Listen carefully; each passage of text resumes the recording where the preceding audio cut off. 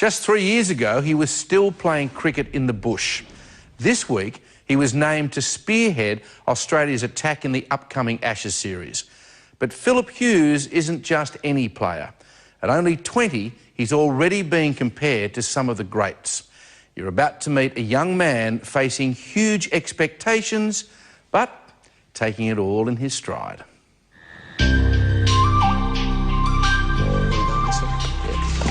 Question: what does it take to make a champion? Answer: bananas. Heaps of them. 12 hectares, in fact. And Australian cricket's newest opening batsman, Phillip Hughes, collects his bananas like he collects runs. A quick strike and bountiful reward. And always with Dad by his side. Straight the puddle. Phil, do you reckon you'd be where you are in cricket if it wasn't for your mum and Dad? No, definitely not. All the cricket carnivals, and Dad have to take off 5-6 days in a row off work just to cart me around. You know, sit in the car for 5 hours. It's been great. And it's all worthwhile. Yeah. You must be so proud, huh? Very proud of him. Yeah. But he always thanked us. And when we get back home, last thing he'd said was, "Thanks, Dad," you know, so that was really appreciative. I'll be in flip. But it was here, in the family backyard, where young Phillip really learnt his trade, including an encyclopedic knowledge of the rules. If you hit the close on, it was 25 runs, automatic. If you hit it on the full, it was 50. So that's what we always used to aim at that. But we had the side fence here. It was two runs on the bounce or roll. On the full was 4. Have a look at the dents. Yeah, there's a few dents along the side. The back fence was 4. You were excelling at 9, playing in the under-12s. By 12, you were playing 16-year-olds. At 16, you were playing 19-year-olds. How has that helped you? I've always been the youngest and playing guys that are always older. They don't step back on you. They'll come on the front foot with you and they'll give it to you, and that's probably gave me a lot of confidence. Barely 20, he's still taking on the big boys, only now on the world stage. In February, he replaced the mighty Matthew Hayden as opening batsman on tour against South Africa. To receive my bag of green off Ricky Ponting the morning of the first game, you know, it was unbelievable, and I was actually shaking when I received it, and I was speechless. Oh, I just flopped on the bed, I did. I was very excited for him. We were over the moon, actually, and we just we started to jump up and down, and it was just wonderful. And then he stepped out to bat. You're in Joburg in South Africa. Your mum and dad are over there on their very first overseas trip. The whole town of Maxville is rooting for you. The pub's chock-a-block, and you get a duck. Oh no! What a way to start! How did you feel? It couldn't have happened any worse. Desperate moment for Phil. I don't know how to describe it. You know, there was hurt and disappointment, and we just sat there and we swallowed. felt for him. But I mean, I took the view then, let's cricket. You know, the Yarpies were merciless in their sledging on you, because they were saying that you were no Matthew Hayden. They didn't miss. It was actually after that first game they come out and said a lot of things about, you know, I run away from the ball and he's no Matthew Hayden or Langer or this type of thing. So that made me very hungry for the second test. He sure was. He made the South Africans eat their words. In the next test, not only did he smash 115 in the first innings, but he backed that up with 160 in the second, becoming the youngest cricketer in history to hit 2 centuries in the same test. Justin Langer calls him the smiling assassin.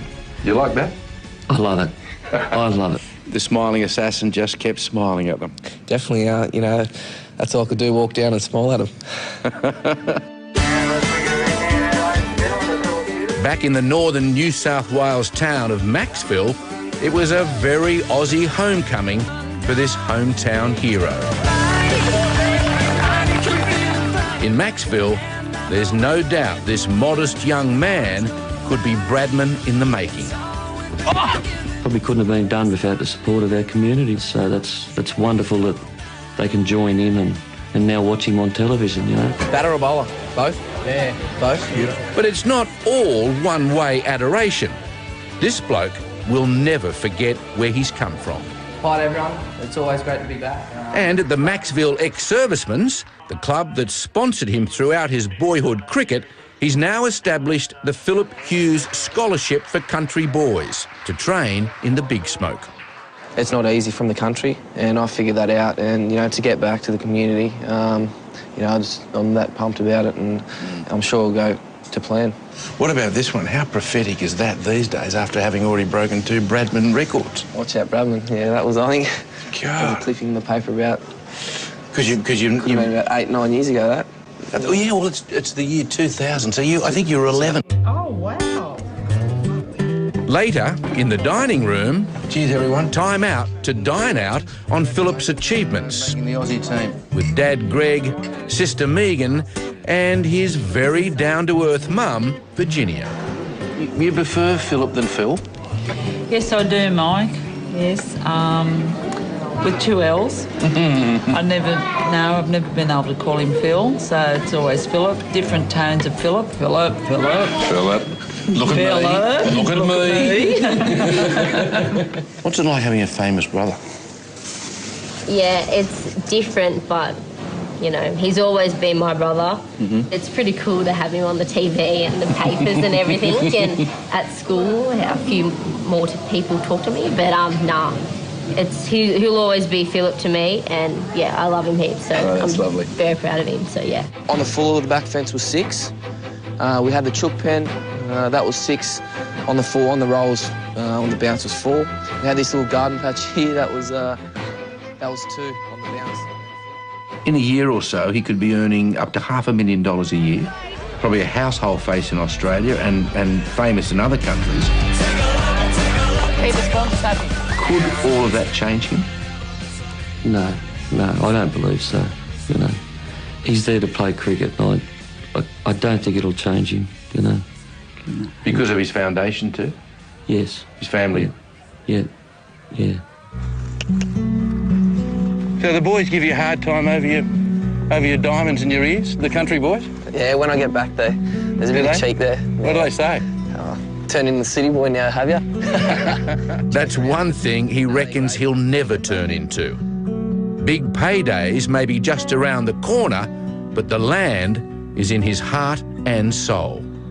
If all goes to plan, that's what I want to do with my dad. Is to hopefully get a pretty big property and get Angus stud cattle on there. And, you know, that's my dream, my next little dream.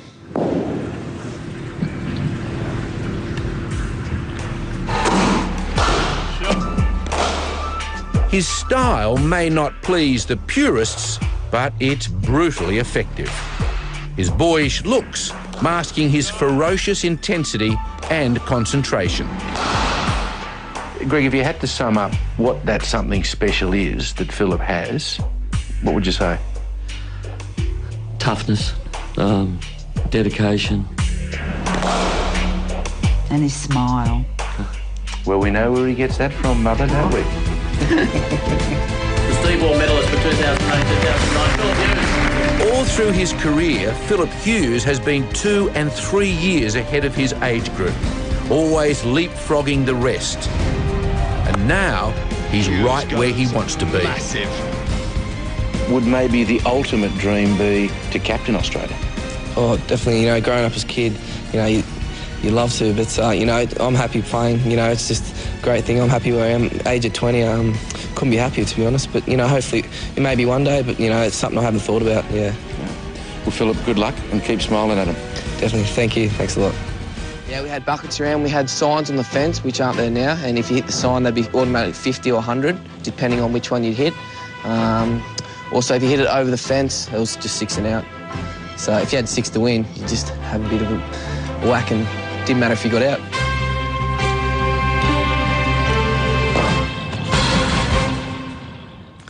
And Phillip has already put the Poms on notice while playing county cricket in England.